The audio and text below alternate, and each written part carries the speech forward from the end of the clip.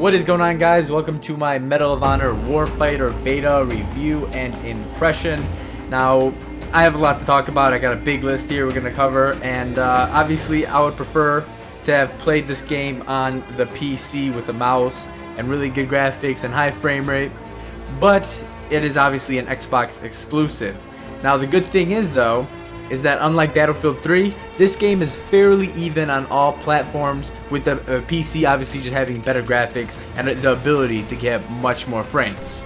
But a lot of console gamers are going to be much happier to know that, or at least the PC players, they're not getting 64-player epic servers with, you know, maps that are fit for that many players. So that's the really good thing about Warfighter in terms of console. Otherwise, I've been playing on Xbox and it's absolutely great. Tons of fun. I got some gameplay here on you. There's only one map in the beta, but we're going to go ahead and talk about a lot of things. Now, I plan on in the future making, actually very soon, I'm going to be making like how to be successful in the Medal of Honor. Going to explain all the game types, because this game has so many things to do. There's so many things you can do. It basically reinvents first-person shooters. And in no way does it reinvent the gameplay of first-person shooters, but it definitely reinvents how everything is unlocked, how you actually feel about your character and your nationality and what you decide to play with. So all that kind of stuff is really going to be talked about in like maybe an ultimate beginner's guide or something like that. But the point of this really is to talk about my impressions and what I like about it so far, and what I don't like about it. So let's go ahead and talk about Medal of Honor 2010. If you guys remember that, it was the it was the Medal of Honor before this one. Okay, it was, in my opinion, awful. Like, you either had to be, you really had to have a low standard of first-person shooters to enjoy it, or you had to be so rich you don't give a fuck that you spent $60 on like 12 weapons and 5 maps. Those are basically the two balancing things right there. Either you just don't care about spending money on games, or you just have really low standards for what to expect in a first-person shooter, especially nowadays. So 2010, really bad. And a big reason why that game, I'm not going to go into all the reasons obviously, because I want to focus on this, but this is actually going to lead us to the first really big improvement in Medal of Honor Warfighter, which is the death animation. It's by far the best death animation I've had in any game, and that's because it doesn't piss you off. Like in Medal of Honor 2010, you died, as soon as you died, by the way, you died just as fast as this game, maybe a little bit quicker, but you died and boom, screen goes black and a little thing appears. In Battlefield 3, you die, but your screen doesn't like pop out, you just kind of collapse. You have a few hit marker indications, and in this game, really nice. You're getting shot up, obviously. As soon as you die, it goes slow motion, and I don't know, you just get this relaxing feeling that, oh damn, you know, that was my fault, I died. Unlike Medal of Honor 2010, when you die, there's no type of kill cam. It's just a little screen pops up and you're like, what the how did I just die? All I heard was a bunch of noise, a little like a flashing screen, and boom, I'm dead. So this one definitely has a really good death animation, which by the way to me is important. Now you may be thinking, well, who the hell cares about a death animation? You know, it's all about, you know, running around killing. You shouldn't be dying.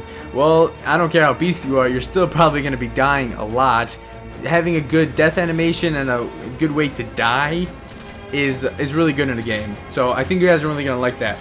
Now we got a few more things on the list here. Gun customization is unbelievably awesome. I'm pretty sure they're gonna use this system inside of Battlefield 4, because obviously it looks a lot like Battlefield 3, and it's just, if this could have easily been in Battlefield 3, I guarantee it, but they probably just didn't have enough time to do it, so they used it for Medal of Honor. And it's epic. You know, there's so many unlocks, so many guns, but I'm really going to talk about all that, like a really in-depth review of Medal of Honor, either when it comes out, or if I feel that I could talk enough about it in the beta. But that'll be a video in a few days. Now, my point being is that the menu, the way that you add attachments, or you know, your barrels is so nice. So big plus right there. Now the guns, compared to Medal of Honor 2010, if whoever played it out there, the guns in 2010 had 0 recoil. Like literally, the assault rifles, they were lasers. This gun gameplay, it's almost exactly like Battlefield 3, which is a good thing. You know, it's not a copy and paste, but it's definitely close. You're comfortable with it. Obviously, they're both made on the Frostbite 2 engine, and all the animations are the same. The way you pick yourself up from the ground is the same. So it's easy to get into, and they have, you know, the funny thing is the first controller settings you have is Call of Duty controls. I believe it was B to crouch, clicking the right analog stick to knife, and I was like, okay, I can't play like that. I looked at the controls and they just have a Battlefield option. So I was like, okay, good. So you can easily set your controller to the exact Battlefield controls, which is going to be helpful for a lot of people. Now, really cool thing also is the intro and the outros of the match. Now, just like Bad Company 2 and Medal of Honor, when the game started, actually Medal of Honor didn't have one when the game started, but Bad Company, no, neither did that. Basically, this is the first one to have a cool movie-like intro when you're going, and then a really cool outro. Just like Bad Company 2 had an outro. And it had two versions, one if your team won and one if it lost. And this one has a 2, and it actually shows you and your fire team partner, which I'll explain a lot more about the game mode and stuff. And everyone can see you and your partner. And the cool thing about this game is that it really is focused on teamwork. Pure teamwork, and that's really nice. Let's see, there's graphics. Like I said earlier, I would love to play it on PC to get 10 times better graphics, but if you're comfortable with Battlefield 3 graphics on your Xbox or on your PS3, you're gonna be seeing maybe slightly worse graphics, but I mean they are literally almost identical. The only reason I say slightly worse is probably just because this night map doesn't look the best, but I'm sure that other like well-lit maps are gonna look nice, and also of course those giant landscapes which add a ton of visual appeal. But we're gonna be ending this by talking about the support action points and basically the point streaks, and then a big conclusion and just first impression conclusion. But these point streaks, they are much better and much more diverse than they were in 2010, Medal of Honor 2010 of course. Each class has its own offensive point streak or attack point streak, but every single class has the same list of defensive point streaks.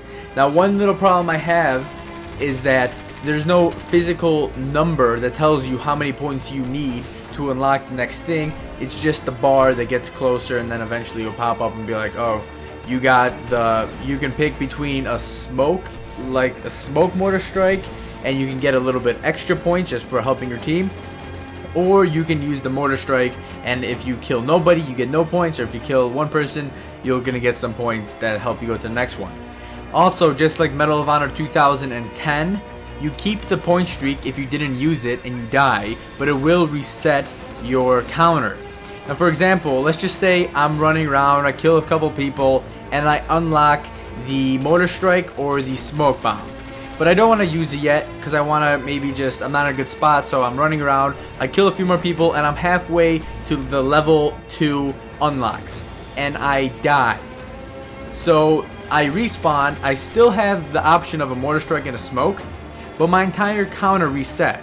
So let's just say that I use it right away, and now I'll be back at literally 0, and the next thing I'm going to unlock is the smoke and the mortar again. So that's just how it works. It's a pretty fair system. I'm happy with this game in general. I'm extremely excited to play the full version on the PC just because I'm more used to the mouse nowadays. But I'm also glad to know that the difference for Medal of Honor is not the same as it is for Battlefield 3 in terms of gameplay.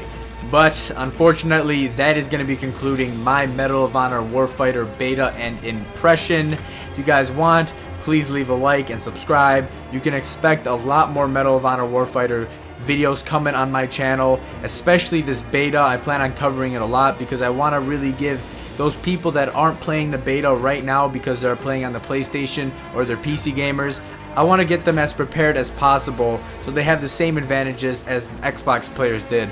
And hopefully if they do decide to buy the full game, they're going to be prepared. They're going to know what the game's like, what it's about, how to just do as much as I can possibly present to you guys.